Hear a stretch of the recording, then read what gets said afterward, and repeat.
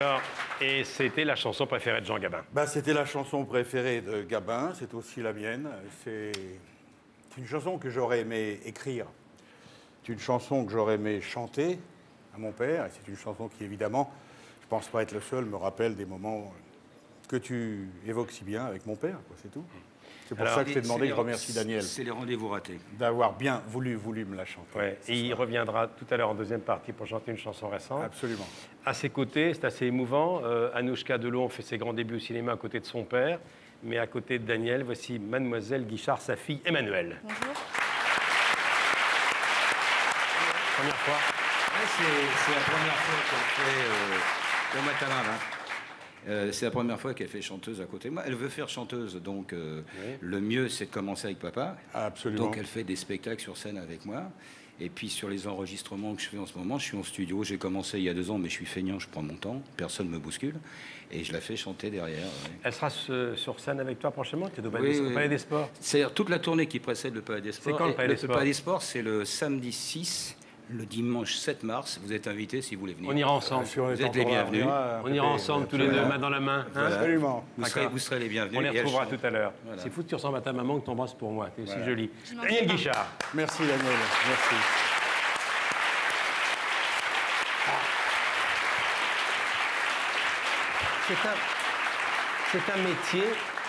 C'est un métier qui vous fascine, la chanson, les chanteurs. Hein. Oui. Vous avez chanté, on le verra tout à l'heure. Non, j'ai bredouillé, j'ai fredonné, je ne suis pas un chanteur. On reprend le fil de la vie. Ah bon, si vous voulez, oui. Dans quelles circonstances, vous ne m'avez jamais raconté ça, vous êtes parti si jeune en Indochine? Écoutez, j'avais 17 ans quand je suis parti en Indochine pour une raison très simple. On fait ça à 17 ans parce qu'on n'a rien d'autre à faire et qu'on s'emmerde chez soi. Voilà, c'est très clair. Alors, comme à l'époque, il y avait des appels pour rentrer dans les armes, pour engagez-vous dans la marine, engagez-vous dans l'armée, engagez-vous dans l'aviation. Et j'ai eu envie de partir, je suis parti, voilà. Je suis parti parce que j'avais envie de foutre le camp de chez moi.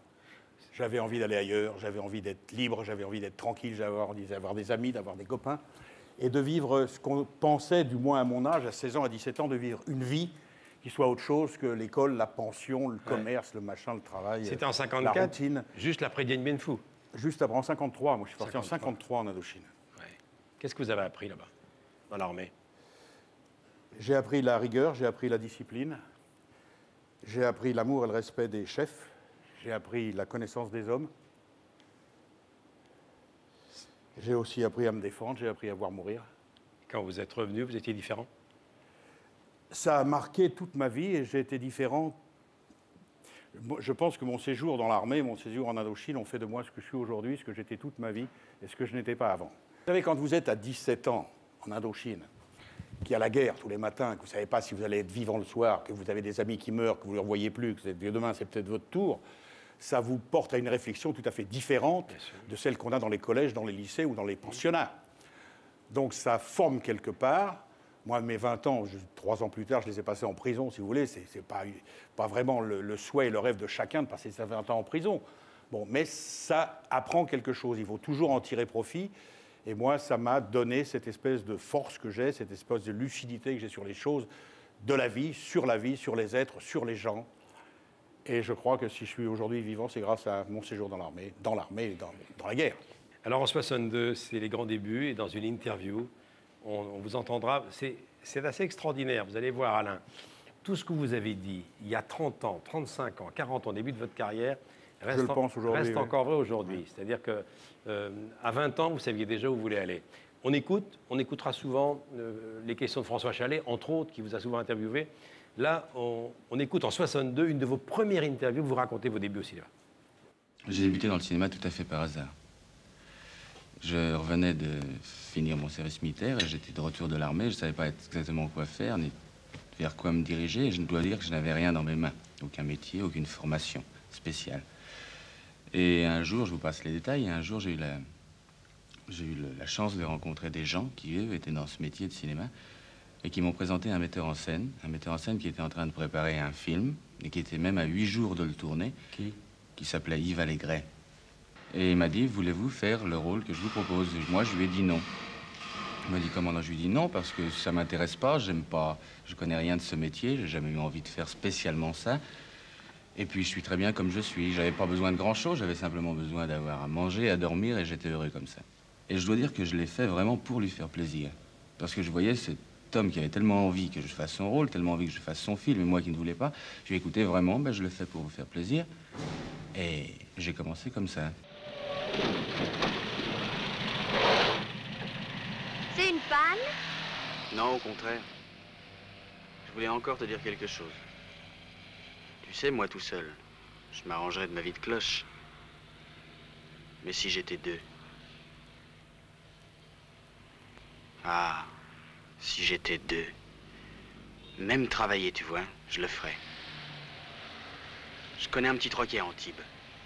Ça marche pas très fort, on l'aurait pour rien. Repris par des jeunes, je crois que ça pourrait boomer. On y ajouterait la bouffe, à la saison, des emplis pas. Et je dois dire que tout de suite, vraiment, c'était 15 jours après avoir commencé, je suis tombé amoureux de mon métier. Ce qui consiste à dire pour moi amoureux de mon métier, c'est pas ridicule à dire, puisque c'est normal, c'est amoureux de la caméra, vraiment.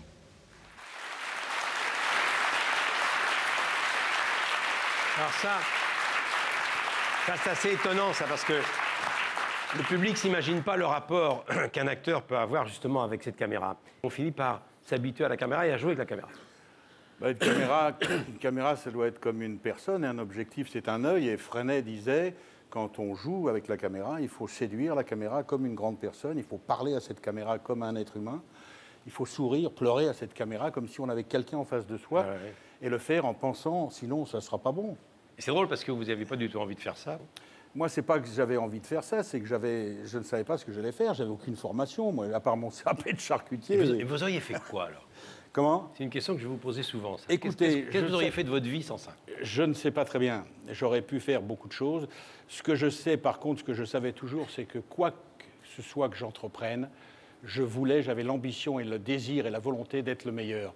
C'est-à-dire que si j'avais dû, comme à l'époque, on faisait dans les rues vendre des journaux dans les rues, j'aurais été le meilleur vendeur de journaux. Ouais. Ça, je le savais. Et si vous avez fait du vélo, vous aurez gagné le Tour de France? Absolument. Pourquoi pas? Je dis ça parce que vous avez des vélos magnifiques chez vous, mais ça, on y reviendra parce que vous en faites beaucoup, vous aussi dans le bois de Boulogne le matin, oui, je sais. Oui. Alors, on continue.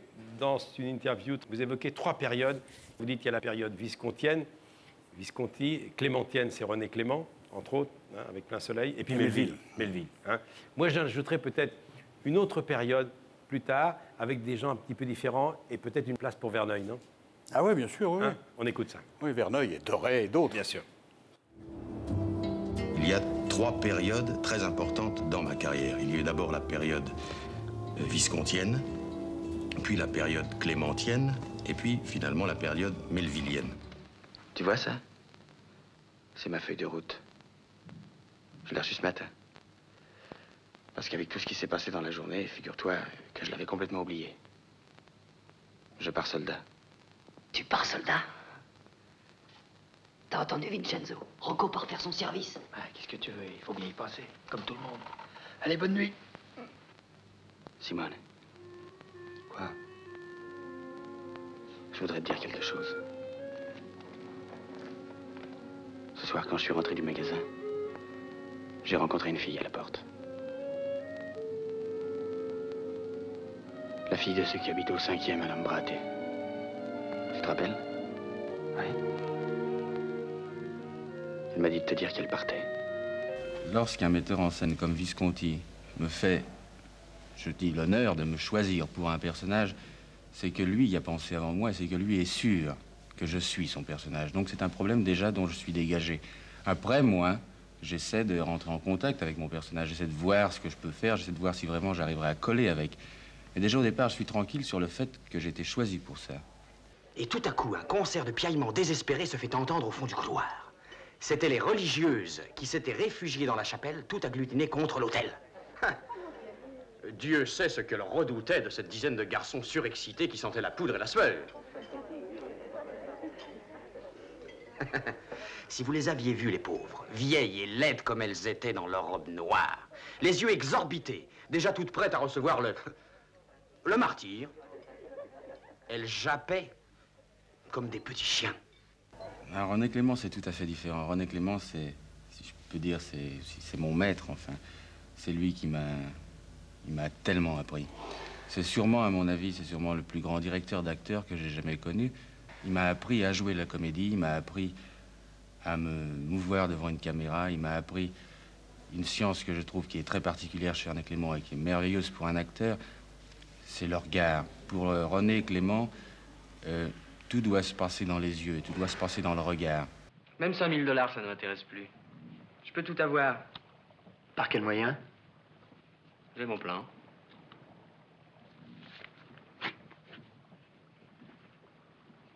Imitez ma signature. Allez-y. Évidemment, comme ça. Mais je vous ai dit, tout s'apprend. Mais même si vous arriviez à contrefaire ma signature, vous ne pourriez jamais reproduire toute une lettre. Mais si, j'ai votre machine. Rien n'est plus facile que d'identifier les caractères. Et si je la fous au jus? Ah, ah! C'est pas très gentil, ça. Allez, à vous.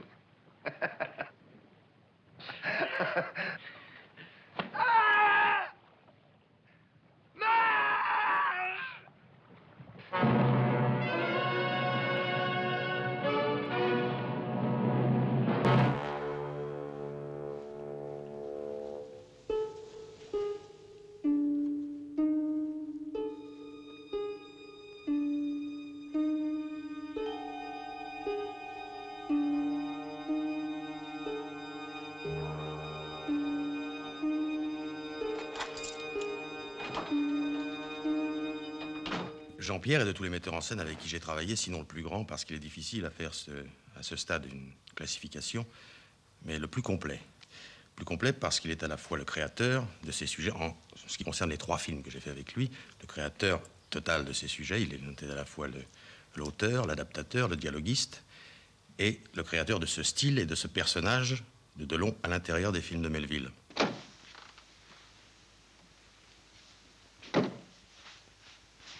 Au nom de la loi, je vous arrête.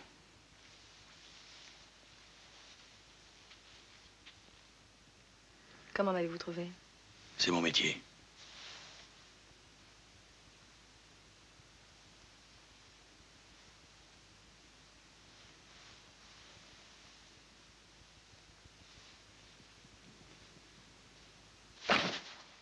Non, un mort n'arrête personne.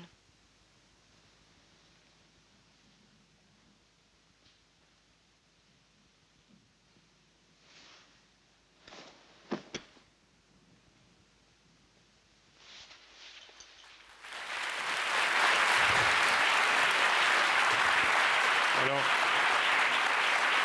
on revient une seconde sur ce qu'on a vu. D'abord, le guépard. Vous l'avez sans doute. Il ressort maintenant avec votre ami de toujours, vraiment votre ami Claudia Cardinal, entre autres, et puis que de souvenirs avec Lancaster. Donc, Visconti, homme clé. Oui, au même titre que Clément, que Melville et que quelques autres, oui. Qu'est-ce qui vous a appris, Visconti? Il m'a appris comme les autres, il m'a appris mon métier. Vous savez, moi, mon métier, je l'ai appris. Les films que vous citez, là, Plein Soleil, Rocco, Le Guépard, tout ça, sont des films qui se sont faits entre 58 et 62. C'est-à-dire que dans cette période-là, qui est ma période, disons, italienne, parce que le Plein Soleil s'est tourné en Italie avec Clément, j'ai tout appris. C'est-à-dire que Visconti disait, une carrière, c'est un édifice, c'est un immeuble. Si en dessous, il n'y a pas les fondations, quelques années plus tard, l'immeuble s'écroule. Ça a été la période de mes fondations. J'ai créé ma base, les fondations de ma carrière, là, en Italie, entre 58 et 62. Alors, venons, Melville. Alors, ça, Melville, je voudrais m'arrêter sur Melville. Le Samouraï, qui est un film, pour moi, qui est... Samouraï est plus récent, je veux dire, il est plus connu, je crois, des spectateurs, des téléspectateurs et des cinéphiles. Ah oui, le Samouraï. Plus récent que les autres, oui. Et puis, c'est une forme de classique aussi, oui. Bien sûr, Cercle Rouge, etc. Un flic, on avait Catherine Deneuve, il y avait Richard Crenna également. Oui, c'est ça. Moi, je me souviens très bien de Melville, puisque son neveu travaillait avec moi, avec nous, avec Françoise Coquet, c'était Rémi Grimbach. Oui. Et c'est grâce à Rémi Grimbach que je suis allé un jour au studio Génère. Si je vous parle de ça, c'est parce que Jean-Pierre Melville était sans doute le seul metteur en scène qui avait ses propres studios, qui ont brûlé d'ailleurs, qui ont brûlé. C'était un personnage hors norme, lui. C'est un personnage exceptionnel, qui évidemment fait défaut et manque beaucoup au cinéma français, au cinéma européen, au cinéma mondial. Avec lui, j'ai la chance, moi, de tourner Le Samouraï, vous le savez, d'autres films. Mais puisque